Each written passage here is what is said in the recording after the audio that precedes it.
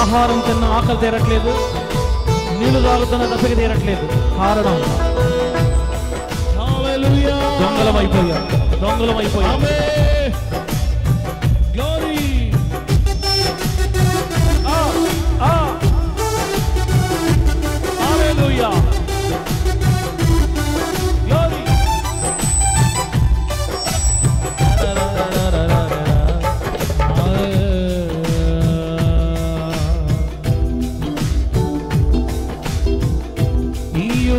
అప్పుడు మీకు ఇవ్వబడును అనే వాగ్దానము తెలుసు. ఏ కొలతతో కొలిచితినో ఆ కొలతతో కొలవబడును అనే వాగ్దానము తెలుసు.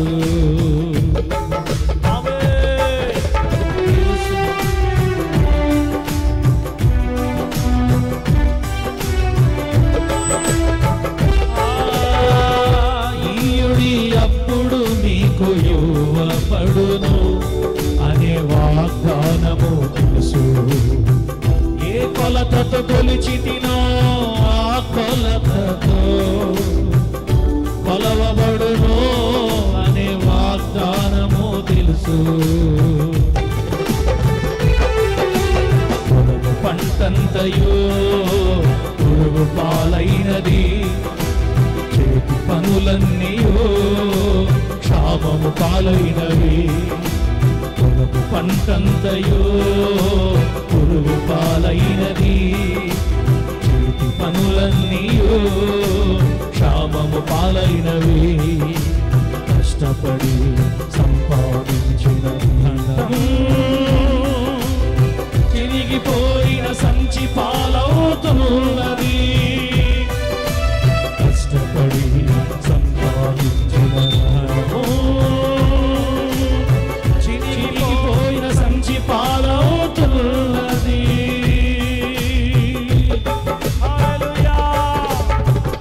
కారణం యేసయ్యా,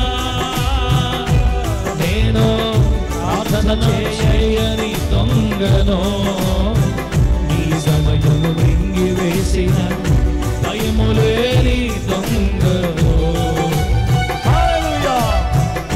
కారణం యేసయ్యా, నేను దశమ భాగపు దొంగను, నీ సమయము మింగివేసిన భయము లేని దొంగను. కారణం కథనములకు అనేక జనములకు అప్పిచ్చెదవు, కానీ అప్పు చేయవు అని వాగ్దానముండగా నేను దరిద్రత పాలైపోతిని. నేను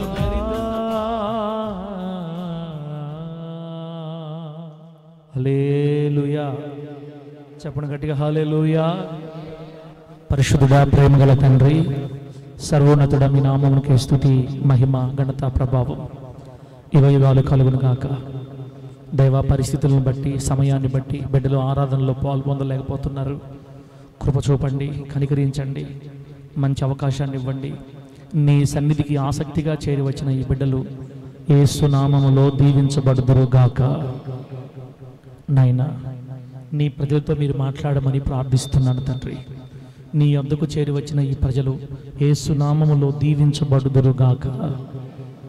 పరలోకము నుండి మీ వర్తమానాన్ని ప్రజలకు వినిపించి వచ్చిన ఏ ఒక్కరు కూడా వ్యర్థంగా వెళ్లకుండా నీ మాటలు పట్టుకుని వెళ్ళడానికి, నీ మాటల చొప్పున జీవించడానికి సహాయం చేయండి. రాకడ త్వరలో ఉంది, తీర్పులు ఎదురు చూస్తున్నాయి. సిద్ధపడిన వారై జాగ్రత్తగా నీ ఎదురు నిలబడడానికి సహాయం చేయమని ప్రార్థిస్తున్నాను. ఎత్తబడుతున్న వాక్యం ప్రజలకు దీవెనకరంగా మార్చి మీరే మహిమ తెచ్చుకోమని న్యాయాధిపతి అయిన యేసుక్రీస్తు నామములో అడిగి వేడుకొనుచున్నాం తండ్రి. గట్టిగా చెబుదాం ఆమేన్. చెప్పండి గట్టిగా ఆమేన్. హల్లెలూయా. మంచిది బిడ్డలారా,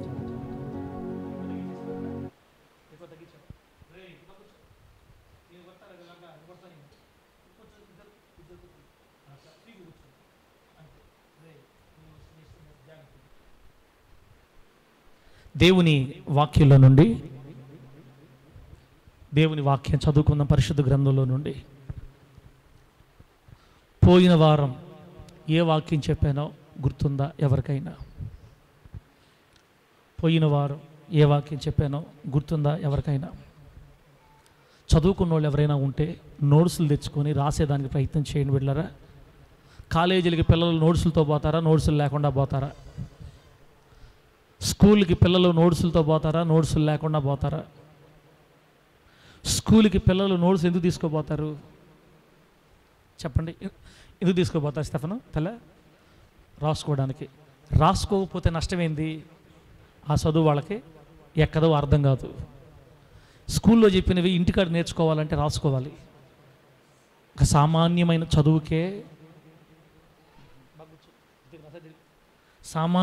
చదువుకే అన్ని నోట్సులు పెట్టి అన్ని వేలు పెట్టి బుక్స్ కొంటున్నారు. 10వ తరగతికి బుక్స్ కొందామని అడిగితే 11,000 చెప్పారు. కేవలం బుక్సే. ఎంతనా? 11,000. 10వ తరగతిని ఇంగ్లీష్ మీడియంలో చేర్చడానికి అడిగితే ఓన్లీ బుక్సే 11,000 అంట. చదువుకంతా ఎంత? 39,000, 40,000. 40 ఒక 11, 51. 10వ తరగతి చదవాలంటేనే 60,000 అవుతుంది మొత్తం, యూనిఫామ్లు అన్నీ కలిపి. ఇంకా రాబోయే రోజుల్లో మన బిడ్డలకు చదువు కూడా అందదు. ఈ గవర్నమెంట్ బళ్ళైనా దేవుడు కృప చూపి బాగు చేస్తే బిడ్డలు చదువుకుంటారు.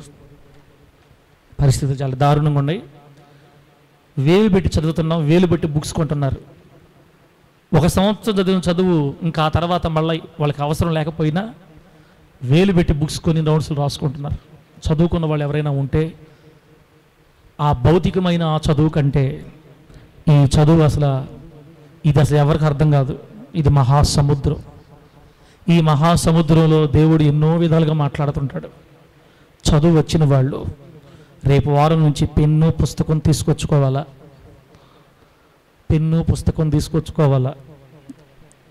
దీవెన చదివిన పిల్లకాయలు పెన్ను పుస్తకం తీసుకొచ్చుకొని అంశం పేరు రెఫరెన్స్లు రాసుకొని ఇంటికి వెళ్ళి మనం చదువుకుంటే అర్థమయ్యేటట్టుగా ఉండాలి.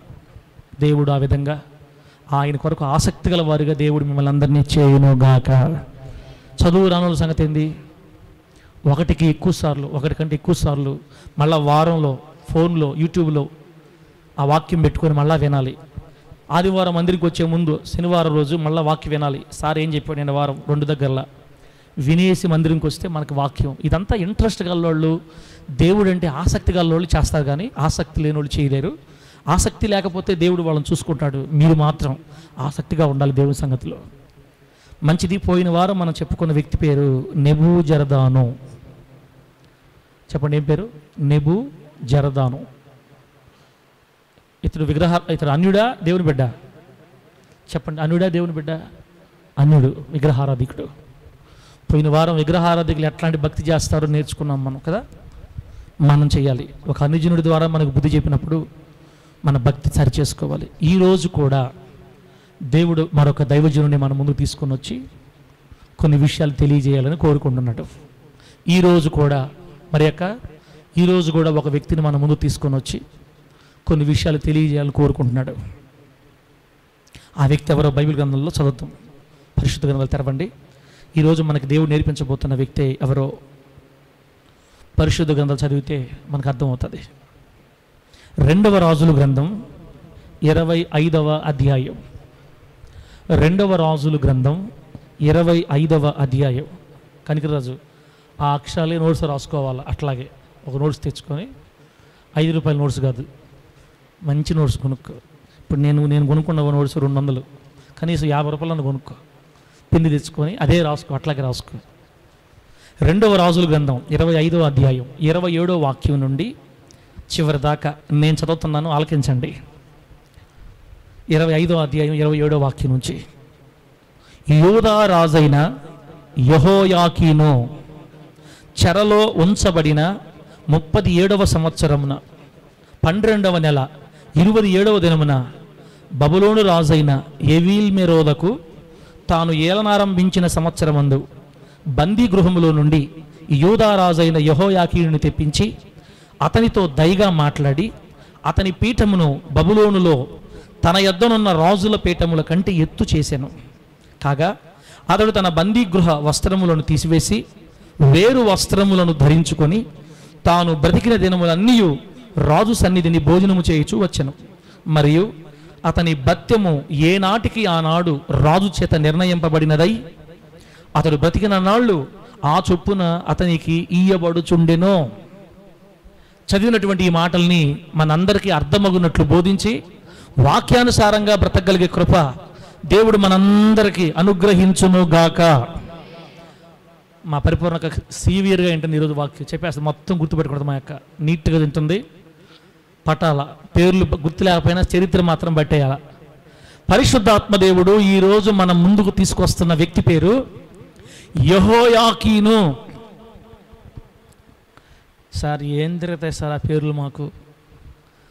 యెహోయాకీను, యెహోయాకీను అనండి ఒకసారి, అనండి, అందరూ అనండి.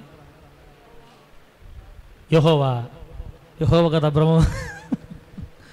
యెహోయాకీను లేమిడి బయటికి పోయిందా? Ready, 1 2 3 start. చెప్పండి. నువ్వుమా దీవునక్క చెప్పాలి ఇప్పుడు. దేనక్క చెప్తే కరెక్ట్గా మనం వినాలా. కొత్త కొత్త పేర్లు చెప్తారు, కొత్త పేర్లు చెప్తారమ్మ మనోళ్ళ. యెహోయాకీను ఇతని పేరు. ఇతను ఎవరంటే ఇజ్రాయేలు దేశాన్ని పరిపాలించిన రాజు. ఇతను సామాన్య మానవుడు కదా, నీలాగా నాలాగా. ఇతను ఒక రాజు, దేవుని ప్రజలని పరిపాలించిన ఒక రాజు. ఇజ్రాయేలీలు మొట్టమొదట పరిపాలించిన రాజు ఎవరు? సౌలు. అనండి, ఎవరు ఆయన పేరు? సౌలు. సౌలు తర్వాత దావీదు గారు. సౌలుని దేవుడు పక్కన పెట్టేసి దావీదు గారిని తీసుకున్నాడు. దావీదు గారి తర్వాత అతని కొడుకు సొలొమోను. సొలొమోన్ తర్వాత అతని కొడుకు మమ్మల్ని అడగబాకి నువ్వు, మర్యాదగా చెప్పుకో నువ్వే. రెహబాము కాలంలో దేవుడు ఇజ్రాయెల్ దేశాన్ని 2 ముక్కలు చేశాడంతే. సొలొమోన్ చేసిన పాపాన్ని బట్టి, సొలొమోన్ చేసిన అవినీతి కార్యాలను బట్టి 2 ముక్కలు చేసి పడేశాడు. అంటే ఒకటిగా ఉన్నటువంటి రాజ్యం 2 ముక్కలు అయిపోయింది. ఒక ముక్కనేమో ఉత్తర రాజ్యం అన్నారు, ఒక ముక్కనేమో దక్షిణ రాజ్యం అన్నారు. దక్షిణ రాజ్యాన్ని యోధా రాజ్యం అని కూడా పిలిచారు. దక్షిణ రాజ్యాన్ని యోధా రాజ్యం అంటే దావీదు గారి సంతానానికి దేవుడు ఇచ్చాడు అనమాట ఈ ఒక ముక్కని. ఈ యోధా రాజ్యంలో 2 గోత్రాలు ఉంటారు, బెన్యామీన్ గోత్రం, యోధా గోత్రం. ఈ ఇద్దరిని కలిపి యోధా రాజ్యం అన్నారు. మిగతా 10 గోత్రాలని కలిపి ఉత్తర రాజ్యం అన్నారు. దాన్ని ఇశ్రాయేలు రాజ్యం అని కూడా పిలిచారు. 2 ముక్కలు చేసేసారా? ఇంకా అక్కడి నుంచి కొంతమంది రాజులు ఉత్తర రాజ్యాన్ని పరిపాలించారు, కొంతమంది రాజులు దక్షిణ రాజ్యాన్ని పరిపాలించారు. అయితే ఉత్తర రాజ్యాన్ని పరిపాలించిన రాజుల్లో మొట్టమొదటి వాడు యెరోబాము. అనండి, ఏ పాము? ఏ పామా? దీని నన్ను మాట్లాడాలా? ఏ పాము తెల్ల? పాము అంటారేమోనమ్మా, బాము, జెండు బాము లాగా. స్టెఫనో కూతురు పేరు ఏం పేరు తెల్ల? పెద్ద కూతురు పేరు ఏం పేరా? సుస్మిత. ఏం చూస్తున్నావా? వాక్యం చూస్తున్నావా? ఏ బాము? జెండు బాము కాదు, యెరోబాము. యెరోబాము మొట్టమొదటి రాజు యెరోబాము. ఇంకా ఆ తర్వాత అనేక మంది వచ్చారు. ఇంచుమించుగా ఉత్తర రాజ్యాన్ని 19 మంది రాజులు పరిపాలిస్తే ఈ 2 ముక్కని ఈ 19 మంది రాజులలో నీతిమంతులు చాలా తక్కువ, ఎక్కువగా అందరూ దేవుని దృష్టికి వ్యతిరేకంగా ప్రవర్తించిన వాళ్ళే. ఈ ఉత్తర దేశాన్ని పరిపాలించిన రాజుల్లో ఒక రాజు ఉన్నాడు, మనందరికి బాగా తెలిసిన రాజు అహాబు. ఈ అహాబు రాజు ఒక ఆమెను పెళ్లి చేసుకున్నాడు. సీదోనీయుల దేశానికి చెందిన సీదోను రాజు అయిన యెజ్బయలు కూతురు యెజబేలు. ఈ యెజబేలుని ఆమెను చేసుకున్నందువల్ల ఈ యెజబేలు వస్తా ఏం చేసిందంటే, కట్నంగా పెళ్లి కానుగా వచ్చేటప్పుడు ఏం తీసుకొని వచ్చిందంటే, తన ఇంట్లో ఉన్న బొమ్మల్ని, దేవతల బొమ్మల్ని, విగ్రహాలు తెచ్చుకొని తన దేవత పూజారుల్ని 450 మందిని, అంటే ఇంచుమించుగా 850 మందిని తీసుకొచ్చుకొని వస్తా.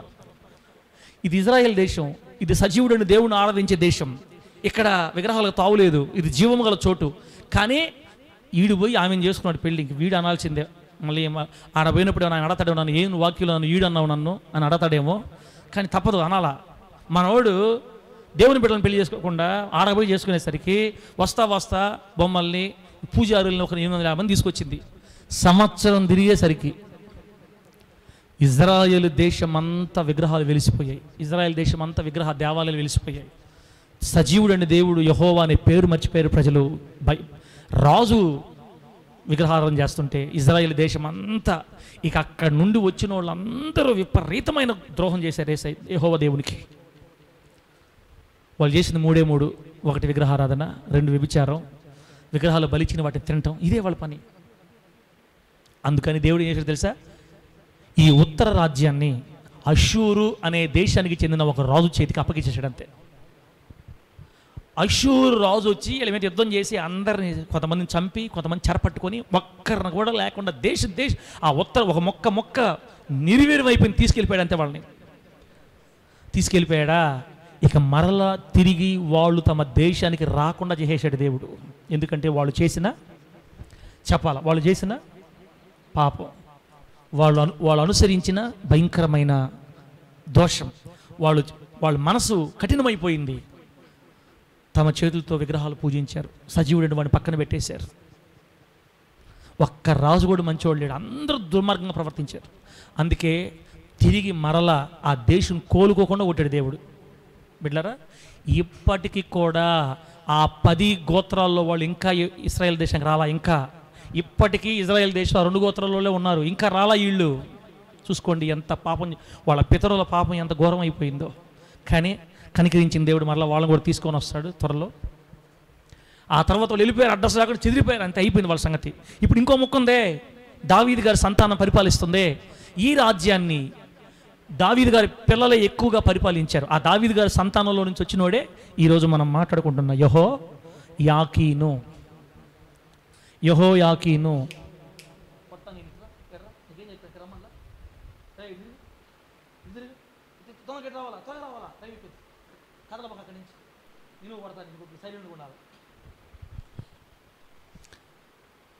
ఇజ్రాయేలు దక్షిణ రాజ్యాన్ని, ఆ రెండో మొక్కని పరిపాలించిన రాజుల్లో చివరి రాజులు 3 ఉన్నారు. చివరి రాజులు బాగా గుర్తుపెట్టుకోండి.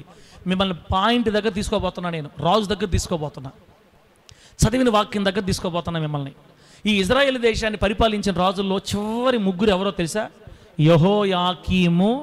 యెహోయాకీను, సిద్కియా. ఈ 3 రాజులు పరిపాలించారు. ఫస్ట్ ఆయన ఏమో కీము, రెండో ఆయన ఏమో కీను. యెహోయాకీము ఫస్ట్ ఆయన, రెండో ఆయన యెహోయాకీను, మూడో ఆయన సిద్కియా. వీళ్ళ 3 తర్వాత నెబుకద్నెజర్ రాజు వచ్చి వీళ్ళ మీద యుద్ధం చేసి దేశాన్ని కాల్చేసి, ప్రాకారాలు తగలబెట్టి, మందిరాన్ని కాల్చేసి, అందరిని చంపి, పెద్ద గొప్పవారి ఇళ్ళు కాల్చేసి, దేశాన్ని పాడు దెబ్బ చేసి వెళ్ళిపోయారు. అంతే వీళ్ళ 3 తర్వాత. బిడ్డలారా, ఎందుకు అంత శాపం వచ్చింది? ఎందుకు ఇజ్రాయెల్ దేశం పాడు దెబ్బ అయిపోయింది? ఎందుకు ఇజ్రాయెల్ దేశం నక్కలకు చోటుగా మారిపోయింది? ఎందుకో చెప్తా మీకు నేను. ఆ చెప్పే ముందు ఇప్పుడు నేను చెప్తున్నా ఇప్పుడు నేను చెప్తున్నటువంటి ఈ యెహోయాకీను గురించి కొన్ని మాటలు చెప్పాలి మీకు. బిడ్డలారా, యెహోయాకీను కొన్ని మాటలు చెప్పాలి. ఇప్పుడు మన రాజుగారి దగ్గరకు వద్దాం. ఇజ్రాయెల్ దేశాన్ని పరిపాలించిన చివరి రాజుల్లో ఏమండి, ఇతని తర్వాత సిద్కియా వస్తాడు, అయిపోద్ది దేశం అంతే. అతని ముందు వాడు అనమాట. సిద్కియా ముందు రాజు యెహోయాకీను. బిడ్డలారా, ఈ యెహోయాకీను ఏలుబడి ప్రారంభించినప్పుడు లేదా రాజుగా అయినప్పుడు ఇతని వయసు 8 సంవత్సరాలు. చెప్పాలి ఎన్ని సంవత్సరాలు? ఇవన్నీ మనకు ఆ అధ్యాయంలో కనపడతాయి. 2వ రాజుల గ్రంథం 25వ అధ్యాయంలో కనపడతాయి. తర్వాత 2వ దినవృత్తాంత గ్రంథం చివరిలో కూడా ఇతని సంగతులు ఉంటాయి.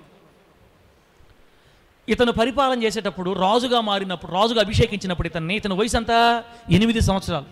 8 సంవత్సరాలు అంటే అసలు వాడికి ఏం తెలుస్తుంది? అసలు అబ్రహాం వయసు ఎంతలా? 10. అబ్రహాం కంటే చిన్నోడు. ప్రకాష్ కొడుకు కంటే చిన్నోడు. అదేం సార్ అంత చిన్న రాజులు చేస్తారా? అంతే. వాళ్ళ నాన్న చనిపోయాడంటే నెక్స్ట్ వారసుడే సింహాసనం ఎక్కాలి. ఆ సైన్యాధిపతిలో లేకపోతే కాస్త దగ్గరగా ఉండేవాళ్ళు చెప్తుంటారు, ఆలోచన చెప్తుంటారు చిన్నవాడికి, వాడు చేస్తుంటారు. పేరు రాజు మాత్రం వాడే. 8 సంవత్సరాల వయసులో యెహోయాకీను సింహాసనం మీద కూర్చున్నాడు. బైబిల్ వాక్యం ఏం చెప్తుందంటే, తన తండ్రి ఎలాగైతే చెడు నడత నడిచాడో ఈ 8 సంవత్సరాలు కూడా యెహోవా దృష్టికి చెడు నడత నడిచానని రాయబడింది వాక్యంలో. 8 సంవత్సరాల వయసులో ఉన్నవాడు తన తండ్రి ఎలాగైతే నడిచాడో అలాగే దేవుని ఎదురు చెడు నడత నడిచాడు. ఎద్దు చేను మేస్తే ఏందన్నా సామెత ఏందన్నా తల?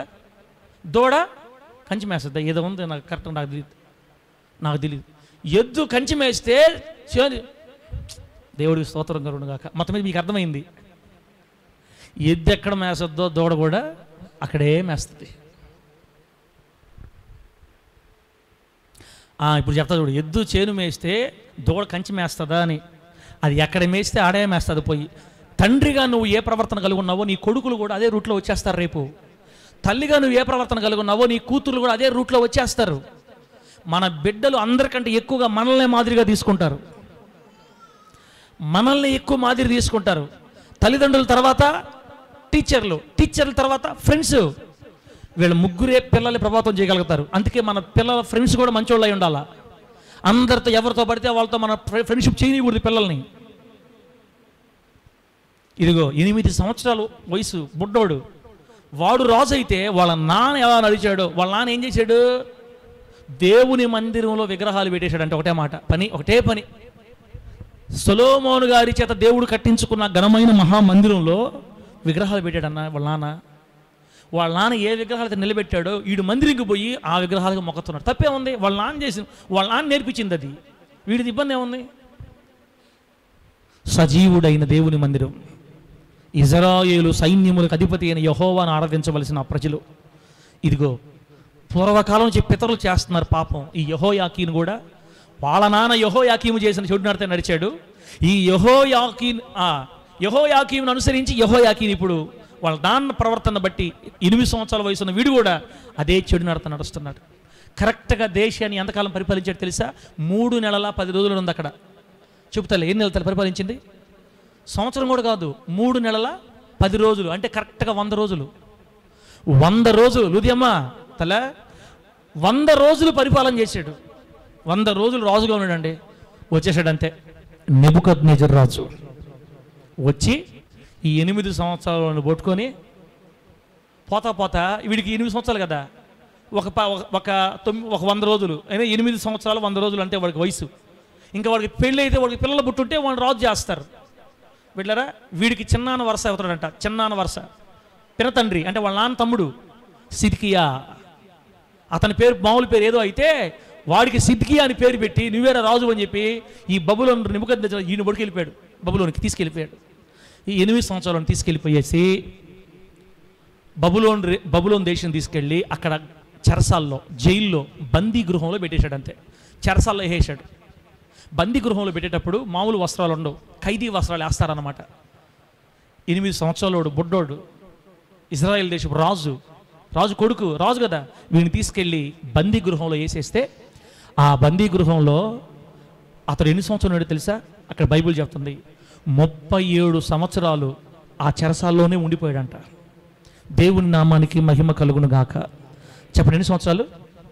ఇప్పుడు చదివాం కదా 2 రాజుల గ్రంథం 25-27 వచనంలో మాట్లాడితే చదివితే యూదా రాజైన యెహోయాకీను చెరలో ఉంచబడిన 37వ సంవత్సరమున, చెరలో వేయబడిన 37వ సంవత్సరం అంటే 8 సంవత్సరాల వయసులో చెరలో వేస్తే బబులోన్లో ఇప్పుడు 37 సంవత్సరాలు అయింది. 37 ఒక 8 అంతనా? 37 ఒక 8 అంతా 45 సంవత్సరాల వయసు వచ్చేదాకా అతను ఆ చెరసాలు ఉండిపోయాడు. ఒకసారి చూడండి, 45 సంవత్సరాల వయసు అంతా జైలు గోడల మధ్య అయిపోయింది. తన బలం అంతా వ్యర్థమైపోయింది, తన ఆరోగ్యం వ్యర్థమైపోయింది, తన వయసు అంతా వ్యర్థమైపోయింది. సంతోషం లేదు, నెమ్మది లేదు, సౌఖ్యం లేదు. ఖైదీ భోజనం తింటున్నాడు, చెరసాల్లో ఉన్నాడు. ఒకసారి ఆలోచించండి బిడ్డరా, ఎంత భయంకరమైన సంగతి.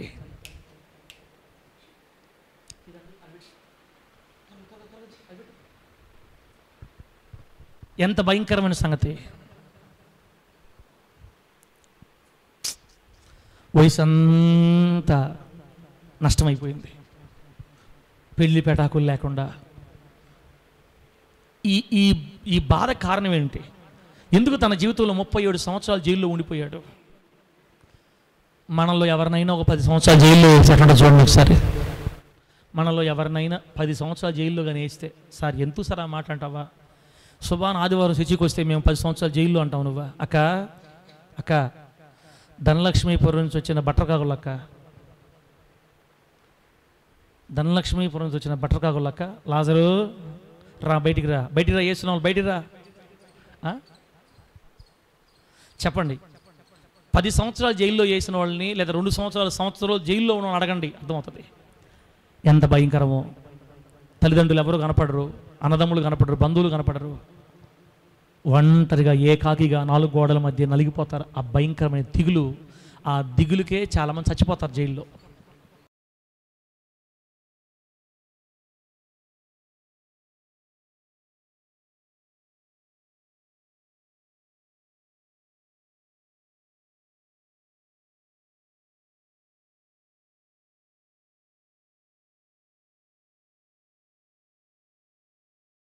తుత్తినీళ్ళకి ఎందుకు పగలగొట్టేశారు?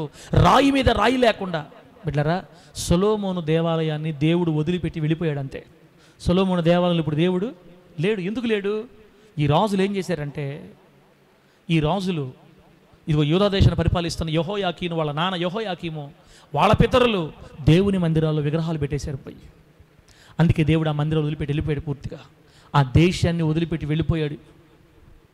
భయంకరమైన పాపం చేస్తున్నారు ఈ రాజులు, తట్టుకోలేక. ఏమండి, ఒక మాట చెప్పాలంటే వాళ్ళ పాపమే వాళ్ళని పట్టుకుంది, అంతే. ఒకటే మాట చెప్పండి, పాపం వలన వచ్చు జీతం, పాపము వలన వచ్చు జీతం మరణం. ఈ చివరి రాజు నాడే యెహోయాకీన్ తర్వాత వాళ్ళ పినతండ్రి బాబాయ్ సిద్కియా, ఇతన్ని ఏం చేశారు తెలిసే వాళ్ళు? మరలా నెబుకద్నెజర్ రాజు వచ్చి ఇతను ముందే వాళ్ళ కొడుకుల్ని అందరం చంపించి ఈ సిద్కియా కళ్ళు ఓడదీయించాడంట. యూదా దేశపు చివరి రాజు కళ్ళు ఓడబీకి చేశాడు. ఆ నెబుకద్నెజర్ రాజు కళ్ళు ఓడబీకి తన పిల్లలందరం తన ముందే చంపించేశాడు. అమ్మో, భయంకరమైన పరిస్థితి. వీటన్నిటి కారణం ఏంటి? వీరు చేసిన ఘోరమైన దుష్కార్యాలు. అందుకే చెప్తున్నాను కదా, పాపము మనల్ని పట్టుకుంటుంది, పాపం ఎవరిని వదలదు. అందుకే మనం పాపంతో ఆటలాడకూడదు. పాపముతో ఆటలైనా నాగుపాముతో ఆటైనా ఒకటే. తాసుపాముతో ఆటలాడితే గమ్ముకుంటుందా? తల కాటేస్తుంది.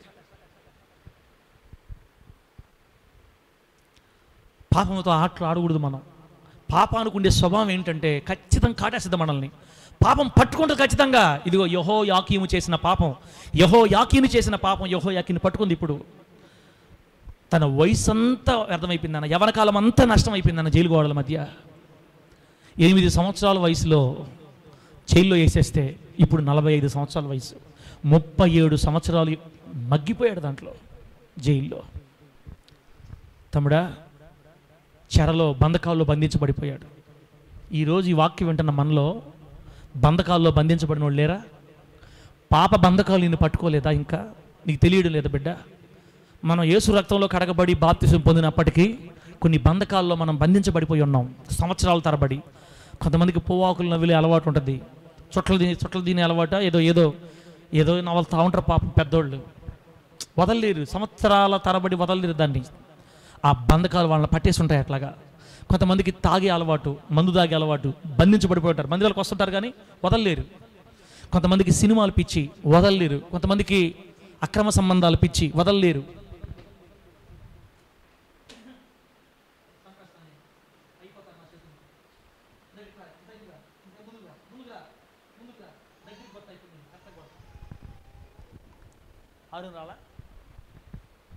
అయిపోతారు నా చేతుల్లో.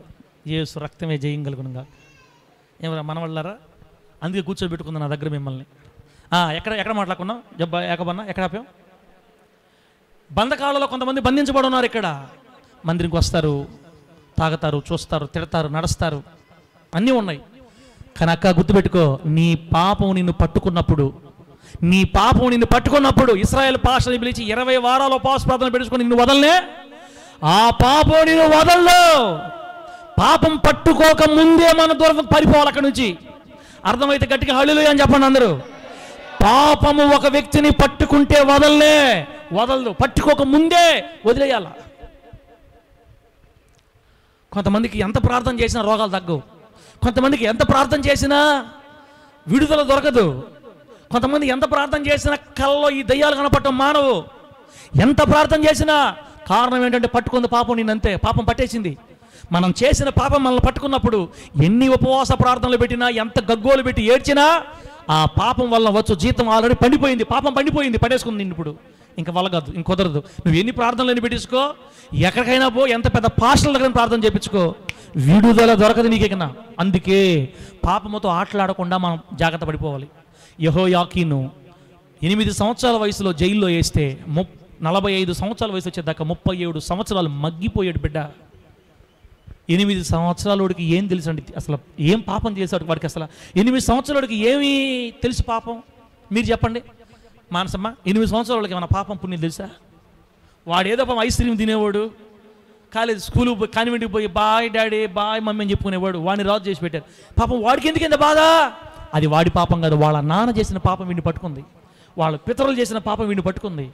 వీడు వాళ్ళ నాన్న రూట్లోనే పోయి దండాలు మొక్కుతున్నాడు, బొమ్మలు మొక్కుతున్నాడు. ఏం చేద్దాం? పాపం పట్టేసింది వాళ్ళని. అందుకే బిడ్డలరా, పరిశుద్ధాత్మ దేవుడు మనందరితో మాట్లాడుతున్నాడు. ఇంకా కొంతమంది ఇక్కడ బంధకాలతో పట్టబడి ఉన్నారు, రహస్య పాపములలోనే జీవిస్తున్నారు. నువ్వు అలాగే బంధకాల్లో ఉన్నావంటే ఒకరోజు ఆ పాపం నిన్ను పట్టుకుంటుంది. పట్టుకుంటే వదలదు. అది ఎంతమంది నడిపిస్తుందో, ఏం చేస్తుందో ఎవ్వరు ఆపలేరు, ఆర్పలేరు. ఆ స్థితులు రాకముందే ఇదిగో నజరేయుడైన యేసు క్రీస్తు రక్తంలో ఇప్పుడే మనం కడగబడిపోవాలి. దేవునికి స్తోత్రం కలుగును గాక. గట్టిగా చెప్పండి హల్లెలూయా. ఇప్పుడే మనం యేసు రక్తములో మరొక్కసారి కడగబడి ఒప్పుకొని విడిచిపెట్టేసేయాలా. 8 సంవత్సరాలు బుడ్డోని తీసుకొని వచ్చి జైల్లో వేస్తే 45 సంవత్సరాలకి ఇంకేం అయిపోయింది వాడి వయసు అంతా. ఇంక వయసు పోయింది, బలం పోయింది, శక్తి పోయింది. ఎంత బాధో, ఇది వయసు అంతా వ్యర్థమైపోయింది బిడ్డలారా. అయితే 37 సంవత్సరాల తర్వాత ఏమైందో తెలుసా? దేవుడు ఈ 45 సంవత్సరాల వయసున్న యెహోయాకీనుని కనికరించాడు. ఆమె చెప్పండి, గట్టి చెప్పండి హల్లెలూయా. ఈ 37 సంవత్సరాల చెర తర్వాత ఈ వ్యక్తిని దేవుడు కనికరించాడు. ఎందుకో చెప్పమంటారా?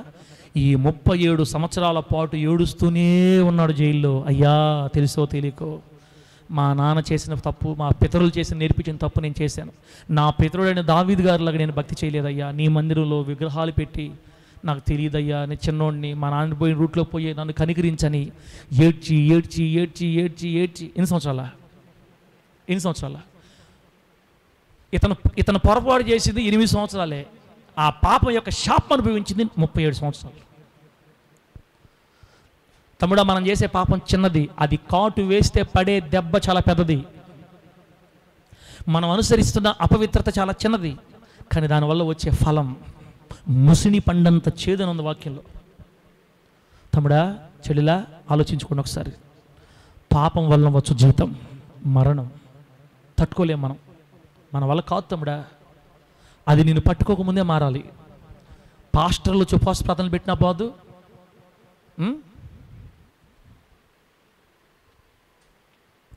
కొంతమంది బాధపడుతూ ఉంటారు, మా ఇంటికి వచ్చి ప్రార్థన చేయట్లేదు సారు, మాకు బాగలేనప్పుడు పట్టించుకోవట్లేదు, మమ్మల్ని ఆలోచించట్లేదు మా గురించి అని. ఇంకేం ఆలోచిస్తాం చెప్పు? ఏం చేస్తాం? ఇక వదలదు. దిగిన పట్టుకుందంటే వదలదు మనల్ని. పట్టుకోకముందే జాగ్రత్త పడాలి. ఇశ్రాయేల్ పాస్టర్ మనిషే కదా, మనిషి ప్రార్థన నిన్ను స్వస్థపరుస్తుంది.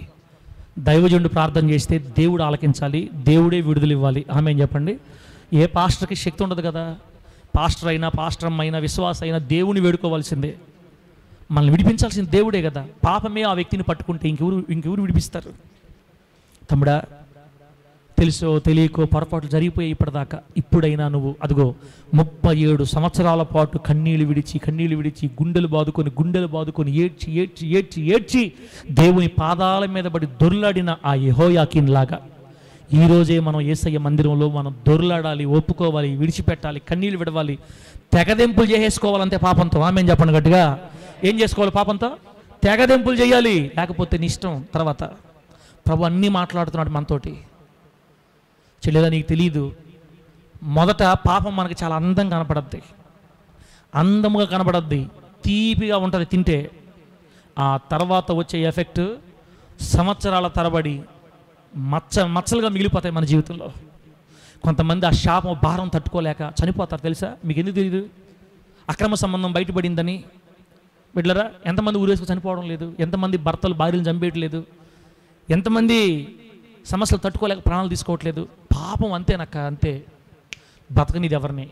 అది మొదట్లో చాలా హుషారుగా, చాలా అందంగా, చాలా రమ్యంగా, చాలా తీయగా ఉంటుంది. మనకి 10 రోజులు తీపినిచ్చి జీవితాంతం ఏడిపిస్తుంది అది మనల్ని. కాబట్టి పాపం జోలికి వెళ్లకుండా మనల్ని తప్పించడానికే, పాపపు చెర నుండి మనల్ని విడిపించడానికే మన ప్రభు అయిన యేసయ్య మన కోసం రక్తం కార్చాడు. ఆమేనండి. యేసు రక్తము తప్ప పాపం నుండి మనల్ని విడిపించగలిగిన దిక్కే మనకి లేదు. యేసు రక్తమే మనల్ని పాపం నుంచి కడిగి పవిత్రులుగా చేస్తుంది. కాబట్టి ఈరోజే యేసయ్య రక్తాన్ని ఆశ్రయించి తెగదెంపులు చేసుకోవాలి పాపంతో. దేవునికి స్తోత్రం కలుగును గాక. అర్థమైంది? గట్టిగా హల్లెలూయా చెప్పండి. 37వ సంవత్సరం 12వ నెల. ఇప్పుడు 37 సంవత్సరాలు అయిపోయింది, మళ్ళీ 12వ నెల పెట్టేసింది. 27 అంటే 4 రోజులు తక్కువ 38 సంవత్సరాలు పూర్తి నిండిపోయింది ఆ వ్యక్తి చెరలో. 38 సంవత్సరాలు నిండుతున్నప్పుడు దేవుడు కనికరించి 45 సంవత్సరాల వయసు ఉన్నటువంటి బుడ్డోడుగా, బాలుడుగా, చిన్న పిల్లవాడుగా ఖైదులోకి పోయి ఇప్పుడు 45 సంవత్సరాల వాడుగా బందీ గృహంలోంచి బయటకు వస్తున్నాడు. ఇప్పుడు ఈ వ్యక్తిని బయటికి తీసుకొచ్చిన రాజు పేరు ఏం పేరో తెలుసా? నెబుకద్నెజర్ కాదు. నెబుకద్నెజర్ రాజు తీసుకొచ్చి జైల్లో పడేసి ఇంక వాడిని పడుచుకోవాలా, చచ్చిపోయాడు. చనిపోయాడు నెబుకద్నెజర్ రాజు. ఇప్పుడు అతని కుమారుడైన ఎవీల్మెరోదకు, ఎవీల్మెరోదకు పేరు ఇంక మీరు పలకలేరులే. ఎవీల్మెరోదకు అనే బబులోను రాజు బిడ్డలారా రాజ్యంకి వచ్చినప్పుడు ఆ తొలి సంవత్సరం దేవుడి రాజుతో మాట్లాడుతున్నాడు. ఈ రాజుకు దేవుడు దయగలుగు చేస్తున్నాడు. మీకు తెలుసా, మన దేవుడు రాజుల హృదయాలు కూడా మారుస్తాడు. ఆమేన్ చెప్పండి, గట్టి చెప్పండి హల్లెలూయా. రాజుల హృదయాలు సైతం మార్చగలిగిన వాడు. బైబిల్ చెప్తుంది రాజుల హృదయాలని కాలువ వలె తిప్పుతాడంట యేసయ్య. రాజు మనసుని కాలువలాగా, కాలువ ఎడబడి పోతా ఉంటాడు, కాలువ తిప్పినట్టుగా తిప్పుతాడు దేవుడు రాజుల మనసుల్ని. ప్రభుత్వాలు స్థాపించేది, రాజులను ఏర్పాటు చేసే దేవుడే. 37 సంవత్సరాల తర్వాత దేవుడు అతని కన్నీళ్లు చూసి ఎవీల్మెరోదకు మనసు దేవుడు మారిస్తే, ఈ ఎవీల్మెరోదకు రాజు బందీ గృహములో పడి ఉన్నటువంటి ఈ 45 సంవత్సరాల వ్యక్తిని బయటికి తీసుకొని వచ్చాడు. దేవునికి స్తోత్రం కలుగును గాక. చెప్పండి గట్టిగా హల్లెలూయా. బయటికి తీసుకొని వచ్చి అతనితో దయగా మాట్లాడి, ఎవరితో దయగా మాట్లాడింది? ఇదిగో ఈ వయసు అంతా పోగొట్టుకొని 45 సంవత్సరాల వయసు వచ్చిన ఈ వ్యక్తితో దయగా మాట్లాడాడంట. ఎంత ప్రేమ గల దేవుడు. ఒక వ్యక్తిని పాపం చేసినా ఆ పాపం అతన్ని పట్టుకొని విసిగించి సావు దగ్గర తీసుకెళ్ళినా నువ్వు కన్నీళ్ళు విడిచి ప్రభువుని పాదాలు పట్టుకొని ఏడిస్తే ఆ ఆఖరి క్షణంలో కూడా దేవుడు మనల్ని జ్ఞాపకం చేసుకుంటాడు. ఆమేనండి. ఎంత ప్రేమ. ఆఖరి క్షణంలో కూడా దేవుడు మనల్ని జ్ఞాపకం చేసుకుంటాడు. సిలువ మీద దొంగ మారింది ఇప్పుడు ఆఖరిలో, ఇంకో గంటకు చచ్చిపోతాడు అంతే ఆ వ్యక్తి. ఎంత ప్రేమ కలదు. అందుకే ఇప్పుడే నువ్వు మారు మనసు పొందు. ఇప్పుడే మనకు టైం లేదు. సంసోనుని ఫిలిస్తీన్లు పట్టుకున్నారు, కళ్ళు ఓడబీకేశారు, తీసుకెళ్ళి దాగోను దేవత గుడిలో కట్టేశారు. అతని మెడ మీద బిడ్డారా, మెడ మీద పెట్టి గాను, అది ఎద్దు మీద పెట్టి తిప్పుతారు కదా గానుకి, ఆ విధంగా తిరగలి తిప్పడానికి, తిరగలి విసరడానికి ఆ వ్యక్తిని ఎద్దులా గట్టి తిప్పుతున్నారు, తిరగలి విసురుతున్నాడు. అక్కడ అవమానం చేస్తున్నారు అతన్ని. మొత్తం గుండు చేసేసింది కదా ఆ మనిషి. ఇప్పుడు తిరిగి ఎంటుకలు మొలుస్తున్నాయి, లైట్గా ఎంటుకలు మొలుస్తున్నాయి.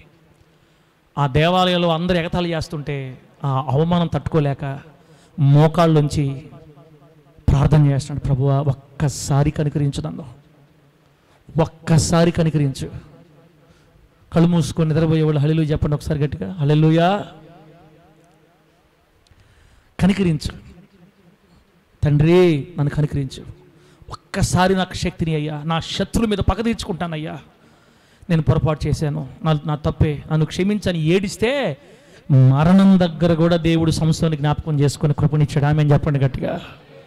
మరొక్కసారి సంసోను మీదకి బలముగా ఆత్మ దిగి వచ్చినప్పుడు ఆ దేవాలయానికి స్తంభాలుగా ఉన్న మెయిన్ స్తంభాల మీద చేతులు పెట్టి నెడితే బిడ్డలారా, కర్రప్పలు ఇరిగిపోయిన రెండు అంతే, కూలిపోయిన మందిరం. తాను బ్రతికినప్పుడు చంపిన వారి కంటే ఆ చచ్చిపోయేటప్పుడు 3000 మంది చచ్చిపోతారని బైబిల్ చెప్తుంది. అంటే సంసోను ఒకవేళ పడిపోయిన వాడైనా అతని ప్రార్థన చివరిలో దేవుడు విని సమాధానం ఇచ్చాడు. పాపంలో పడిపోయినంత మాత్రాన ఆయన మనల్ని వదిలేయడు. నువ్వు రావాలి, నువ్వు లేయాలి, త్వరగా లేస్తే నువ్వు మొర పెడితే ఇప్పుడు కూడా నీ ప్రార్థన, నీ మొర, ఈ స్థితిలో కూడా మన మొర దేవుడు వింటాడు. అతని మొర దేవుడు విని ఈ ఎవీల్మెరోదకు అతన్ని 37 సంవత్సరాలు బయటికి తీసుకొని వచ్చి అతనితో దయగా మాట్లాడుతున్నాడు. ఎందుకో ప్రేమ. ఒక చెరలో ఉన్నవాడి మీద ప్రేమ ఏంది అసలు? ఏందో దేవుడు పెట్టిన ప్రేమ. ప్రభునామానికి మహిమ కలుగును గాక. ఎవరి మీద? ఎవరి మీద? ఈ రాజు పేరు ఏం పేరు? యెహోయాకీను. యెహోయాకీను మీద దేవుడు పెట్టిన ప్రేమ. దయగా మాట్లాడుతున్నాడు. బందీ గృహంలోంచి బయటికి తెప్పించాడు. బయటికి తెప్పించిన ఈ వ్యక్తితో ఇప్పుడు ఆ రాజు దయగా మాట్లాడుతున్నాడు. దయగా మాట్లాడి ఏం చేశాడంటే అతని బందీ గృహ వస్త్రాలు తీపిచ్చేసాడు. దేవునికి స్తోత్రం కలుగును గాక. ఈరోజు నువ్వు ప్రార్థన చేస్తే నీ బందీ గృహ వస్త్రాలు, సాతానుగాడు నీకు తొలగించిన పాపపు వస్త్రాలన్నీ యేసయ్య విప్పేస్తాడు. విప్పి వేరు వస్త్రములు తొడిగాడంట రాజుగారే. అతనికి వేరు వస్త్రములు తొడిగించాడు. రాజులు ధరించే బట్టలు ధరింపజేశాడు. అబ్బా ఎంత ప్రేమ! బందీ గృహంలోంచి బయటికి తెప్పించాడు. అతనితో దయగా మాట్లాడాడు. బందీ గృహ వస్త్రాలు తీసివేసి రాజ వస్త్రాలు తొడిగించాడు. 45 సంవత్సరాలు ఈ వ్యక్తి ఇప్పుడు రాజ వస్త్రాలు ధరించి రాజుగారు భోజనం చేసే బల్ల మీద కూర్చొని రాజుతో పాటు భోజనం చేస్తున్నాడు. చప్పట్లు కొట్టండి గట్టిగా, చప్పట్లు కొట్టండి గట్టిగా, చప్పట్లు కొట్టండి గట్టిగా. దేవుడి నామానికి మహిమ కలుగును గాక. ఇప్పుడు రాజు ఏం చెప్తున్నారు తెలుసా? ఎవీల్ మెరోదకు బబులోను రాజు ఏం చెప్తారు తెలుసా? యెహోయాకీను, నీవు చనిపోయే వరకు నా పక్కనే కూర్చొని భోజనం చెయ్యి. నీకు ఏ రోజుకి ఎంత కావాలో నేను చూసుకుంటా. మా నాన్న చేసిన పొరపాటు 37 సంవత్సరాలు నువ్వు మగ్గిపోయావు. అయిపోయింది. నేను ఆ తప్పు చేయను. నేను బ్రతుకున్నంత కాలం నేను నా పక్కనే పెట్టుకుంటా. నువ్వు నా పక్కనే ఉండు. నేను తిన్న భోజనం నువ్వు తినాలి. నా భోజనం బల్ల దగ్గర నువ్వు ఉండాలి. ఏ పని చేయబడలే అని ఆ వ్యక్తి మీద ప్రేమ చూపి, దయ చూపి ప్రతిరోజు అతని బల్ల దగ్గరే భోజనం పెట్టిస్తా. ఏం చేశాడు తెలుసా? ఇంకా ఏం చేశాడు తెలుసా? ఈ రాజులందరికీ మీటింగ్ జరగద్ది. బబులోను రాజు ఒక మీటింగ్ పెట్టి ఆ కింద చిన్న చిన్న రాజ్యాలు సంబంధించిన ఈ అధికారులు, సహస్రాధిపతులు అందరికీ మీటింగ్ జరగద్దన్నమాట. ఈ మీటింగ్ జరిగినప్పుడు బబులోను రాజు ఏమో పెద్ద సింహాసనం కూర్చో ఉంటాడు. మిగతా వాళ్ళతో కొంచెం చిన్న చిన్న సింహాసనం కుర్చీల మీద కూర్చో ఉంటారు అనమాట. ఈ ఎవీల్ మెరోదకు రాజు ఏం చేశాడంటే తన దగ్గరే ఒక సింహాసనం వేయించి తన పక్కన కూర్చున్నటువంటి తన రాజ్యంలో ఉన్న ఇతర రాజులకి ఉన్న సింహాసనాల కంటే ఎత్తైన సింహాసనాన్ని తన పక్కనే వేయించి తనతో పాటు కూర్చోబెట్టుకున్నాడు. ఎవరిని? ఈ యెహోయాకీను అనే వ్యక్తిని వాళ్ళందరి పీఠముల కంటే ఎత్తుగా ఇతని పీఠం వేయించి తన పక్కనే కూర్చోబెట్టుకున్నాడు. ఇంకోసారి కొట్టండి, సపోర్ట్ లేసి ఇంకోసారి కొట్టండి, ఇంకోసారి కొట్టి గట్టిగా. ప్రభు నామానికి మహిమ కలుగును గాక. చెప్పండి గట్టిగా, హల్లెలూయా. ఎన్ని సంవత్సరాల తర్వాత, వయసు అంతా అయిపోయిన తర్వాత అయినా వదలలేదు దేవుడు. ఎంత ప్రేమ దేవుడికి! ఒక రాజు మనసును మార్చి బయటికి తీసుకొని వచ్చి, అందుకే ఆ ఏడుపు, చిన్న వయసు నుంచి ఏడ్చిన ఏడుపు, నా తల్లిదండ్రులు చేసిన పాపాన్ని క్షమించయ్యా, నేను చేసిన పాపాన్ని క్షమించయ్యా, మేమే పాపులవి, నువ్వు నమ్మదగిన వాడివని ఏడ్చి 37 సంవత్సరాల తర్వాత దేవుడు ఆ వ్యక్తిని కనికరించి రాజు ద్వారా బయటికి తెప్పించి వస్త్రాలు మార్పించి సింహాసనం వేయించి రాజు పక్కనే అందరికంటే ఎత్తుగా కూర్చునే కృపని దేవుడు ఈ యెహోయాకీనుకి ఇప్పించి అతను మరణించేదాకా అదే స్థితిలో ఉండి చనిపోయాడని వాక్యం చెప్తుందన్నమాట. ఇది యెహోయాకీను రాజు చరిత్ర. ఇది యెహోయాకీను రాజు చరిత్ర. అయితే సార్, ఇప్పుడు ఆ వ్యక్తి నుంచి మనం ఏమి నేర్చుకోవాలి? ఈరోజు మాకు ఏమి నేర్పించాలనుకుంటున్నాడు దేవుడు యెహోయాకీను ద్వారా? సరే, ఆయన ఏదో తప్పు చేసాడు, వాళ్ళ నాన్న తప్పు చేశాడు, ఎత్తుకుపోయి జైల్లో వేసారు, 37 సంవత్సరాల తర్వాత బయటకు వచ్చాడు, బాగున్నాడు. ఇప్పుడు మేము ఏం నేర్చుకోవాలి? 37 సంవత్సరాలు ఈ వ్యక్తి జైల్లో పట్టడానికి వాళ్ళ నాన్న, ఆ తర్వాత అంతకుముందు వాళ్ళ పితరులందరూ చేసిన పాపాన్ని బట్టి ఇజ్రాయేలు దేశాన్ని పూర్తిగా కాల్చేయడానికి పాడు దిబ్బైపోవడానికి కారణాలు ఏంటి? కొన్ని కారణాలు ఉన్నాయి. అవి మనం చేయకుండా ఉండాలని తీర్మానించుకోవాలి. ఈరోజు దేవుని నామానికి స్తోత్రం కలుగును గాక. అవి మనం చేయకూడదు. తీర్మానించుకుంటే మన జీవితం ఈ రోజు నుంచే ప్రభు మనల్ని ఆశీర్వదించడం, దీవించడం, క్షమించడం, నిలబెట్టడం స్టార్ట్ చేస్తాడు. ఈరోజు ఏవి చేసి వాళ్ళు దెబ్బలు తిన్నారో, ఇజ్రాయేలీలు ఏ కారణాల వల్ల ఇజ్రాయేల్ దేశం ఖాళీ అయిపోయిందో, నక్కలకు నివాసం అయిపోయిందో, తమ్ముడా నీకు తెలుసో తెలీదో, పాపం అధికంగా కనుక మనం చేస్తే మన ఇళ్ళు నక్కలకి నివాసాలు అయిపోతాయి. మన ఇళ్లల్లో చెట్లు పెరిగిపోతాయి. మన ఇళ్లల్లో కుక్కలు పడుకుంటాయి. మన ఇళ్లల్లో మనుషులు ఉండరు. ఇక కొన్ని ఇళ్ళు చూడండి, ఇంట్లో చెట్లు పెరిగిపోయి ఉంటాయి. అసలు ఆ ఇల్లు పాడుపడిపోయి ఉంటాయి కొంతకాలం నుంచి. చూసేవారు అబ్రహం ఎప్పుడన్నా అటు ఇళ్ళని మనుషులు వెళ్ళిపోయి ఆ ఇంట్లో నుంచి చెట్లు పెరిగిపోయి ఉంటాయి. అమ్మా, కొంతమంది అంత బాగా నిద్రపోతున్నారంటే ఇంతలా ఎండలో కూడా మీకు నిద్ర వస్తున్నట్టు ఒకవేళ పొరపాటున ఏసీ పెడితే ఏం తమ్ముడా, ఏసీలు కానీ పెట్టామనుకో మందిరానికి చల్లగా, అబ్బా నాకేమో చెమట కారుతుంది. కొంతమంది హ్యాపీగా కళ్ళు మూసుకొని రా రా రా వచ్చే వచ్చే వచ్చే అంటున్నారు. కొంచెం దేవుని వాక్య శ్రద్ధగా వినండి అన్న తమ్ముడు చెల్లెళ్ళారా. అమ్మా ఎందుకు తల్లే, రేపు తీర్పులో పోయిన తర్వాత ఏమి లెక్క చెప్తావు నువ్వు? నా మందిరంలో ఒక్క రోజన్నా మేలుకో ఉన్నావు అని అడిగితే ఏమి లెక్క చెప్తావు నువ్వు యేసయ్యకి? నా మందిరంలో ఆసక్తిగా ఒక్క రోజన్న వాక్యం విన్నావా నువ్వు? నీ జీవితం అంతా నిద్రకే సరిపోయింది. పాస్టర్ అమ్మ చెప్తుంది నాకు మొన్న, పాప మా అక్క ఆ అన్న పొద్దులు వస్తాం కష్టపడి పనిచేసి వస్తారు మందిరానికి, నిద్ర రాదా వాళ్ళకి? వాళ్ళ ఊరికి నువ్వు నిద్రపోతావు అనబాకు చర్చిలో అంటుంది నన్ను. పాస్టర్ అమ్మ నేను నెల్లూరు ధరంత అని చెప్పినా, నేను నెల్లూరు ధరిమేస్తాను ఆ మాట అన్నావంటే ముత్తుకు కూడా రాని నేను ఆదివారం పూట అని చెప్పా. ఎంత ప్రేమ బిడ్డల మీద. బిడ్డలు అంటే ఉదయం అంతా పనిచేసి వస్తారంట చర్చికి, కటింగ్ చేసి నిలబడి కటింగ్ చేసి అప్పుడు 12 గంటలకు వస్తారంట ఇక్కడికి. అందుకని నిద్ర వస్తుందంట వాళ్ళకి. ఇజ్రాయిల్ దేశం ఈ రోజుకి కూడా ఎందుకు అంత దీవెనకరంగా దూసుకుపోతుందంటే శనివారం సాయంత్రమే వాళ్ళు పనులన్నీ ఆపేస్తారు ఇప్పుడు కూడా. ఆమేనండి. శనివారం సాయంత్రం, శుక్రవారం సాయంత్రం 6 గంటలకే వాళ్ళకి విశ్రాంతి దినం పెడుతుంది. మనకు 12 గంటలకు రోజు మారితే వాళ్ళకి 6 గంటలకు రోజు మారద్దు సాయంత్రం. మన రోజు ఇప్పుడు మారద్దు అబ్రహం, రాత్రి 12 గంటలకు రోజు మారద్దు మనకి. ఇజ్రాయేలీలకి సాయంత్రం 6 గంటలకు మారద్ది. శుక్రవారం సాయంత్రం 6 గంటల లోపే రేపు ఏం కావాలో అన్నీ కూర్చుకుంటారు వాళ్ళు. శనివారం ఫ్రీ, సెలవు. ఆఫీసులకి అన్నిటికీ సెలవు. అంతే, ఇళ్లలోంచి బయటకు రాకూడదు. దగ్గరలో ఉన్న సినగోగుకి వెళ్ళి దేవుని మందిరానికి వెళ్ళి దేవుని ఆరాధించి ఆ రోజంతా వాళ్ళు ప్రభువుని ధ్యానించడంలో, దేవుని సన్నిధిలో దేవుని ఇదే గడిపేస్తారు ఇప్పుడు కూడా. మరలా వాళ్ళు శనివారం రోజు సాయంత్రం 6 గంటలకే పనులు స్టార్ట్ చేస్తారు. వాళ్ళకి ఆదివారం పని రోజు, ఆదివారం. ఈ రోజు కూడా వాళ్ళు అంత నమ్మకంగా అంత జాగ్రత్తగా ఉండటం వల్లే దూసుకుపోతుందంతే వాళ్ళ దేశం. ఇంతది మన తూర్పుగోదావరి జిల్లా కంటే చిన్నది మన రాష్ట్రంలో. ప్రపంచాన్ని వణికిస్తుంది అసలు. వాళ్ళ దగ్గర ఉన్న జ్ఞానం, వాళ్ళ దగ్గర ఉన్న బలం ఎవరి దగ్గర లేదు. ఎందుకంటే వాళ్ళు దేవునికి పెద్ద పెట్టేశారు. మందిర్లో ఏ రోజన్నా హుషారుగా ఉన్నా నీ ముఖమా? మందిర్లో ఏ రోజన్నా బాగున్నావా బిడ్డ? ఒకరోజు సరే పని చేసావు. అసలు ఆదివారం నేను పని చేయమన్నారు, నాకు అర్థం కాల. అయితే పాస్టర్ నువ్వు పెట్టు మాకు అన్నం. ఏం ఒక పూట అన్నం లేకపోతే బతకలేవా? చెప్పు టిఫిన్ అనడానికి. నేను ఆదివారం రాను పో, నువ్వు కాకపోతే 100 మంది. ఏం దేవుడు ఏడలేవా? ఏసయ్యా ఆదివారం పూట నాకు ఒప్పుకునే పని నాకు చూపండి. దేవుడిని కీడా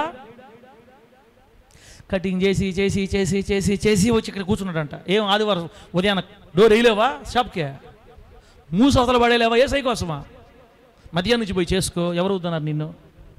మనోళ్ళు ఎంత మంచివాళ్ళు అంటే 10 గంటల దాకా షాప్ పెట్టుకొని అందరికి అంగళ్ళు ఇచ్చుకొని 10 గంటలకు చిన్నగా స్నానం చేసి అప్పుడు వచ్చేస్తారు మనోళ్ళు. మనమంతా వ్యాపారాలు చేసుకోవాలి సార్, ఇది తెలియదు సార్, వచ్చేటప్పుడు సంపాదించుకోవాలి సార్. సంపాదించుకో బాగా సంపాదించుకో బిడ్డ సంపాదించుకో. మా బిడ్డలు కొంచెం అంగళ్ళు చేసేవాళ్ళు ఉన్నారు, ప్రకాష్, స్టెఫన్, వీళ్ళందరూ నవ్వుకుంటున్నారు. ఆయన మమ్మల్ని పట్టుకున్నారు తండ్రి ఈరోజు. నీకు భక్తి ఉందా లేదా దేవుడు చూస్తుంటాడు తమ్ముడా. నువ్వు యేసయ్య కోసం ఏ త్యాగం చేస్తున్నావు? 6 రోజులు మనల్ని కష్టపడి పని చేసుకోమన్నాడు. సరే ఉదయం పెడతావా? 9 గంటలకు ఆరాధన అంటే 8:30కే మంది దగ్గర చేరుకోవాలా? అప్పు పెట్టుకో. ఆ టైం దాకా ఎప్పటిదాకా పెట్టుకో. వచ్చేయి దేవుడి కంటే మూసవతలు పడేసి త్వరగా వచ్చేయరా, ప్రభు హృదయపూర్వకంగా ఆరాధించు. పో, మళ్ళీ 1 గంట పెట్టుకో, మళ్ళీ మూసేయి. ఎక్కడ సువార్తుందో, దైవజనుడు ఎక్కడ కష్టపడుతుందో తెలుసుకుని ప్రాణాలకు పరిగెత్తి త్వరగా. ఆదివారం దేవుని రోజుని కూడా నువ్వు మింగేసి కారణం యేసయ్యా నేను ప్రార్థన చేయని దొంగనో, నీ సమయము మింగివేసిన భయము లేని దొంగనో. ఒకరు కాదు, అందరం దొంగలమే. అందరం దొంగలమే. ఒకరిని తిట్టకూడదులే, అందరం తిట్టాలా. ఆదివారం రోజు దేవుని కొరకు పనులు ఆపుకొని మందిరంకి వచ్చేవాళ్ళు ఎక్కడ ఈ రోజుల్లో లేరు. బిడ్డరా, రాబోయే రోజులు ఇంకా మారిపోతాయి. ఈ ఆఫీసుల్లో పనిచేసే వాళ్ళు అసలు ఒప్పుకోవడం వల్ల రావాల్సిందని ఒప్పుకున్నారు. పాప 2 ఆదివారాలు సెలవిస్తున్నారు, 2 ఆదివారాలు ఖచ్చితంగా రమ్మంటున్నారు. ఇంకా అటువంటి పరిస్థితులు ఏం చేయలేము. ప్రభు దగ్గర ఏడ్చుకొని ప్రభువా నువ్వే నాకు దిక్కు అనుకుని పోవటమే. ఖాళీ ఉండి కూడా రాగలిగి ఉండి కూడా రాకపోతే నేనేమనాలా? నేను దామతా అంట్లు, నేను దామతా తోమి చర్చికి వచ్చి వెళ్ళిపోతుంటే కిందకి. తోవి తోవి తోవి తోవి తోవి వాళ్ళకి చట్నీలు వేసి వాళ్ళకి ఉద్యోగం అన్నీ వేసి ఏడకొచ్చారు అంటుంటివి. ఆయన చూసి నీసారి చూస్తా, బాగా దూగుతున్నావులేమ్మా, తూగు బాగా తూగు అని ఏసై కూడా బాధపడుతున్నాడు. ఇప్పుడు ఏం చేద్దాం చెప్పండి, మీరే చెప్పండి బిడ్డరా. టైం పోతే రాత్రిలే, ఒక ఆదివారం నీ జీవితాలు గడిచిపోతే మళ్ళీ తీసుకురాలేవు తిరిగి. 6 రోజులు నీ కోసం పని చేసుకుంటున్నావు. ఏసై కోసం పని చేయాల్సిన రోజు కరెక్ట్గా చేయి దేవుని కోసం. మళ్ళీ 7 రోజులు 6 రోజులు పని చేసుకో. నేను ఎవరు కదిలించడంలే. ఇదిగో పాపం పట్టుకున్న ఈ వ్యక్తి 45 సంవత్సరాల తర్వాత బయటకు వచ్చి చనిపోయేదాకా దేవుని కృపను పొందుకొని రాజు పక్కన కూర్చొని రాజు భోజనం తిని చచ్చిపోయాడు. కానీ 37 సంవత్సరాలు వ్యర్థమైపోయిందే. ఇజ్రాయెల్ దేశం కాలిపోయిందే, నక్కల దెబ్బ అయిపోయిందే, చెట్లు పెరిగిపోయినాయే, మందిరం కాలిపోయింది, మందిరం కాల్చేత పడేశారు అంతే. దేవుని మందిరం సజీవంగా. ఈసారి నేను కొడతా శాంతికుమార్, పటాన్ని కొడతారా నిన్న? దేవుని మందిరం బూడిదైపోయింది. ఎందుకు ఇంత షాపు చేసింది వీళ్ళ మీదకి? ఈరోజు మనం ఈ యెహోయాకీను నుంచి ఏమి నేర్చుకోవాలా? నంబర్ 1, యెహోయాకీను గురించి ఏమి నేర్చుకోవాలా బిడ్డలారా?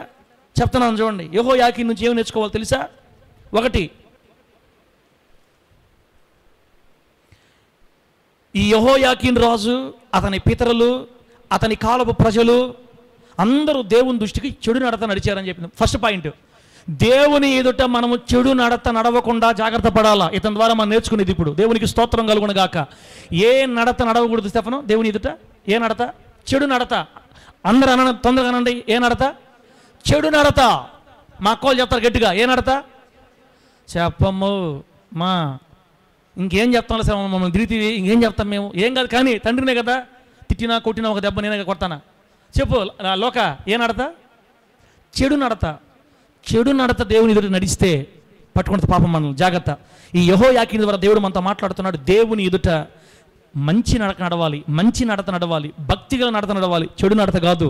రెండో పాయింట్, ఈ ఇజ్రాయెల్ దేశం కాలిపోవడానికి, పాడు దెబ్బైపోవడానికి, ఇతను 37 సంవత్సరాలు జైల్లో ఉండడానికి కారణం ఏంటంటే, అమ్మ ఇవన్నీ కూడా అక్కడే ఉన్నాయి. ఇవన్నీ ఎక్కడ ఉంటాయి? ఇప్పుడు నేను చెప్పే పాయింట్లు ఎక్కడ చెప్పమంటారా? 2వ దినవృత్తాంతాల గ్రంథం 36వ అధ్యాయం 12వ వచనం నుండి 16వ వచనం దాకా వరుసగా ఉన్నాయి నేను చెప్పే మాటలు. 2వ దినవృత్తాంతాల గ్రంథం 36వ అధ్యాయం 12వ వచనం నుండి 16వ వచనం దాకా వరుసగా ఉన్నాయి. 1, వాళ్ళు దేవుని దృష్టికి చెడు నడత నడిచారు. 2, దేవుడు నియమించిన ప్రవక్త. వీళ్ళ కొరకు దేవుడు ఆ రోజుల్లో ఒక ప్రవక్త నియమించాడు. ఆ ప్రవక్త పేరేంటో తెలుసా? ఇర్మియా. చెప్పండి, ఆ ప్రవక్త పేరేం పేరు? ఇర్మియా. ఈ ఇర్మియా ప్రవక్త ఇజ్రాయేలీల కోసం ఏడ్చి గుండెలు బాదుకొని చెప్పాడు, అయ్యారా, రాజులారా, ప్రజలారా, మీరు యెహోవా దేవుని విసర్జిస్తున్నారు.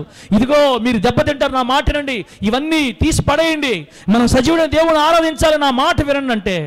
బిడ్డలారా, ఈ దేవుడు నియమించిన ప్రవక్త ఇర్మియా మాటలు వారు వినకుండా, తమ్మును తాము తగ్గించుకోకుండా, ఎవరైతే వాక్యం చెప్పి మీరు చేసే తప్పు అంటున్నారో వీళ్ళని రాళ్లతో కొడుతున్నారు అన్నావు తమ్ముడా. దేంతో కొడుతున్నారు? రాళ్లతో కొట్టి చంపేశారు ఒక దైవజనుణ్ణి, జకర్యా అనే దైవజనుణ్ణి. బరకీయ కుమారుడైన జకర్యా అనే ఒక దైవజనుణ్ణి, ఒక యాజకుణ్ణి, పాస్టర్ గారిని సొలొమోను కట్టించిన మందిరంలోనే రాళ్లతో కొట్టి చంపేశారంతే. వీళ్ళు ఎంతగా తెగించారో తెలుసా? పాస్టర్లు కొట్టి చంపే స్థాయికి వచ్చేసారంతే. దైవజనుల విలువ వీళ్ళకి తెలియలా. బబులోను రాజుకు తెలిసింది దైవజనుల విలువ. దేవునికి స్తోత్రం కలుగును గాక. మీకు మొన్న చెప్పా నెబూజరదాను గురించి చెప్పా. నెబుకద్నెజరు రాజు ఏం చెప్తున్నాడు? ఏయ్ నెబూజరదాను మొత్తం నాశనం చేసేయ్. కానీ ఆ దేశంలో ఒక దైవజనుడు ఉన్నాడు. ఎవరు? ఇర్మియా. ఇర్మియా ఏం చేయొద్దు, నీ దగ్గర పెట్టుకో, పోషించు, అతనికి ఏం కావాలో చూసుకో, వస్తే తీసుకొచ్చేసేయ్, జాగ్రత్త, అతను దేవుని సేవకుడు.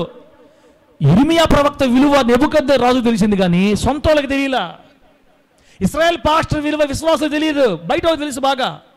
వేరే సంఘాల్లో ఉన్న విశ్వాసులకి బయట వారికి బాగా తెలుస్తుంది ఇశ్రాయేల్ పాస్టర్ విలువ, మన వాళ్ళకి తెలియట్లా. మా పాస్టర్ కదా అంటారు. ఇప్పుడు ఏం చేద్దాం? నిజమే, తప్పదా? అది కూడా నిజమే. బిడ్డలారా, ఇంట్లో కంటే బయటే విలువ ఉంటుంది మనకు బాగా. నాదేముందిలే, ఇర్మియా పాస్టర్నే చంపేయాలని తీర్మానించుకున్నారు వీళ్ళు. ఎందుకు ఇజ్రాయెల్ దేశం 70 సంవత్సరాలు పాడుదెబ్బ అయిపోయిందంటే, ఎందుకు ఇజ్రాయేల్ దేశంలో ఉన్న దేవుని మందిరాన్ని కాల్చవతల పడేశారంటే, ఇల్లులు కాల్చి ఎందుకు పడేశారంటే, ప్రాకారాలు పడగొట్టి మట్టి దెబ్బగా ఎందుకు చేసేశారంటే, ఇజ్రాయెల్ దేశం యెరూషలేం పట్టణం నక్కలకు ఎందుకు నివాసంగా మారిపోయిందంటే 70 సంవత్సరాలు వీళ్ళు దేవుని ప్రవక్తల మాటలు వినకుండా, దైవజనుల మాట తీసుకోకుండా, మనసు మార్చుకోకుండా, మనసును కఠినం చేసుకొని దేవుని వాక్యాన్ని బోధిస్తున్నటువంటి ఇర్మియా ప్రవక్తని గాయపరచాలి, చంపాలనుకొని ఆల్రెడీ ఒక దైవజనుడిని చంపేశారు మందిరంలో. ఈ ఇర్మియా ఏం చేశారు తెలుసా? కాళ్ళు చేతులు కట్టి నీళ్లు లేని ఒక బావిలో పడేశారు అంతే. ఏ బావిలోనా? నీళ్లు లేని బావిలో పడేశారు. ఇంచుమించుగా 30 అడుగుల లోతు లోపలికి, అక్కడి నుంచి బయట నుంచి పడేశారు కిందకి. 30 అడుగుల నుంచి కింద పడితే ఎట్లా ఎంత దెబ్బ తగులు ఉంటుంది? వాళ్ళ ఉద్దేశం ఏంటో తెలుసా? ఆకలితో చచ్చిపోవాలి వాడు అంతే. నువ్వేందిరా మాకు చెప్పేది, నువ్వేంది మాకు చెప్పేదని ఇర్మియా ప్రవక్తని చంపాలని నీళ్ళు లేని బావిలో పడేశారు. అందుకు ఈ శాపం వచ్చింది ఆ దేశం మీదకి.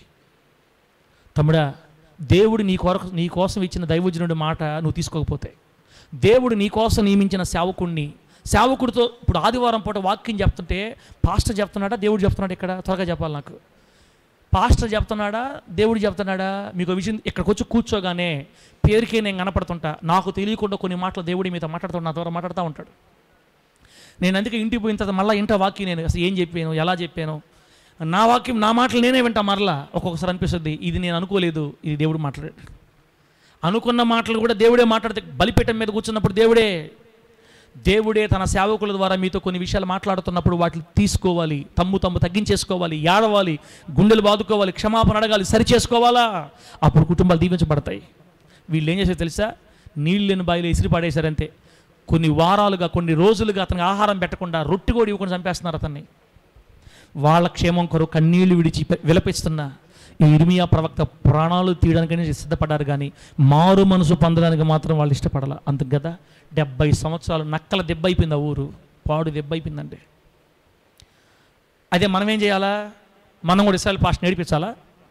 అది మనం కూడా మన దైవజనుడిని ఇసికించాలా? మన దైవజనుడి మీద ఏ పడితే అది జాగ్రత్తగా పడండి. దానివల్ల కూడా దేవుడి దగ్గర నుంచి లేదా శాపగ్రస్త అనుభవాల్లోకి వెళ్ళే ప్రమాదం ఉంది. 1, దేవుని ఎదుట చెడు నడత నడిచారు. 2, సేవకుల మాటలు వినకుండా వాళ్ళని చంపాలని, హింసించాలని చూశారు. బిడ్డలారా, 3వది ఏంటంటే అక్కడే ఉంది. యెహోయాకీను అతని పితరులు, ఆనాటి ప్రజలు మొండితనం వహించి యెహోవా దేవుని వైపు తిరగకుండా తమ మనసుని కఠినం చేసుకున్నారంట. ఎన్ని వారాలైన వాక్యం చెప్పు, మొండితనం మారట్లా, నా ఇష్టం, నేను మారను, నేనే చెప్పుకో, నేను ఇంతే, ఏమవుద్దా, నేను మారను అంతే.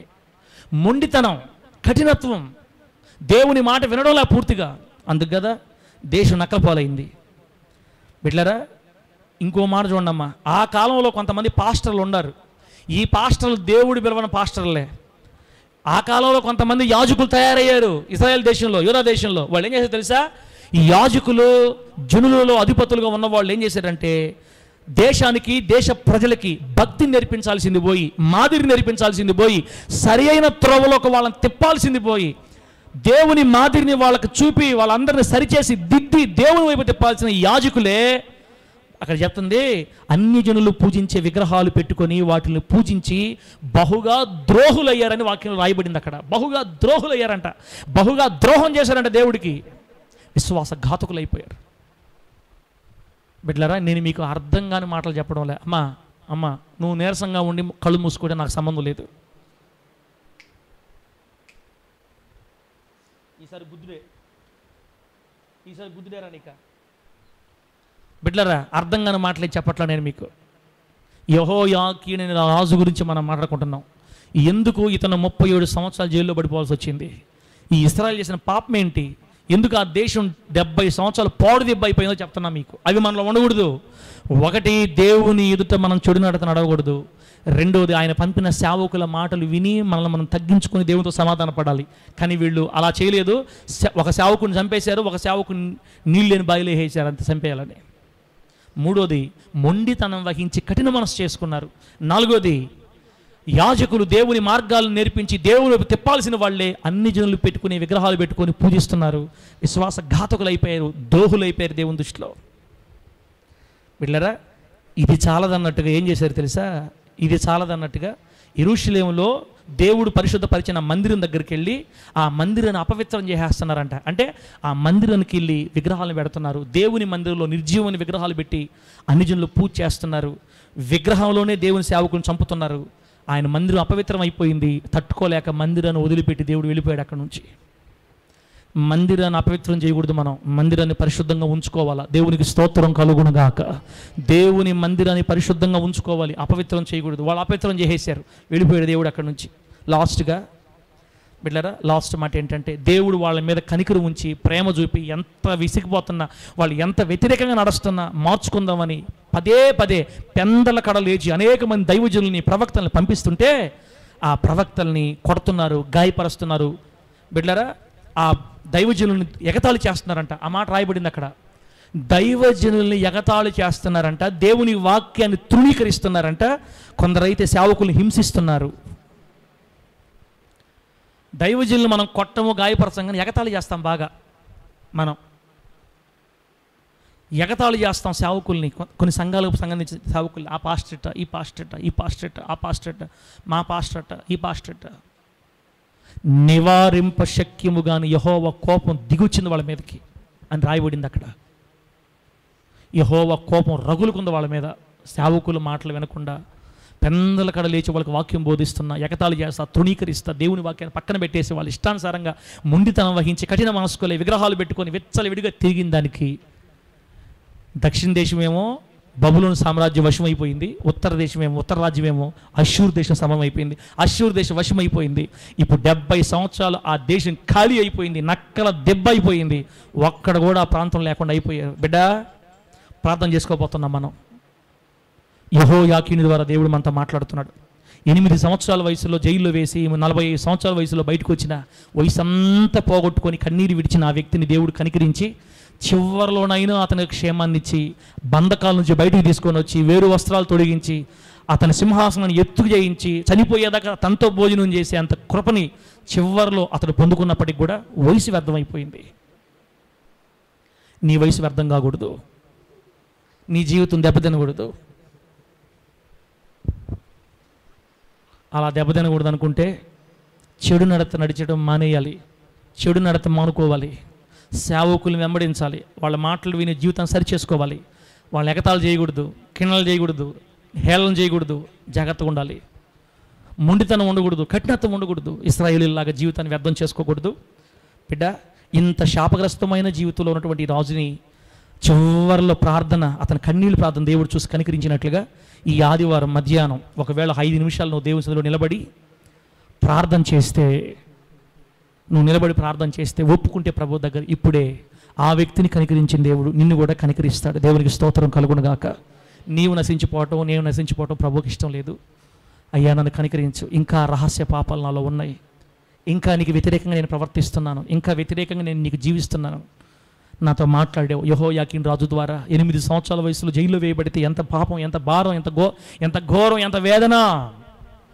నన్ను కనికరించావు ప్రభువా, కృప చూపావు ప్రభువా, నేనే నీకు వ్యతిరేకంగా ప్రవర్తిస్తున్నాను ప్రభు అని మన పాపములు ఆయన ఎదుట ఒప్పుకొని కప్పుకోకుండా ఒప్పుకుంటే కనికరం గల దేవుడు యెహోయాకీనుని చివరిలో కనికరించినట్లుగా నిన్ను నన్ను కనికరించి ఆ పాపం అనే బందీగృహం నుంచి బయటికి తెచ్చి పాప వస్త్రాలు తీసివేసి రాజవస్త్రాలు తొడిగించి భోజనపు వసతిని నీకు ఏర్పాటు చేసి నీ సింహాసనాన్ని పీటను ఎత్తు చేసి విలువని ఘనతను కలుగు చేస్తాడు. ఇప్పటి నుంచి అయినా దేవుడి మాటలు మనకు ఆశీర్వాదకరంగా మార్చి వర్ధిల్ల చేయును గాక. గట్టిగా చెప్పండి హల్లెలూయా. కళ్ళు మూసుకొని ప్రార్థన చేసుకుందాం.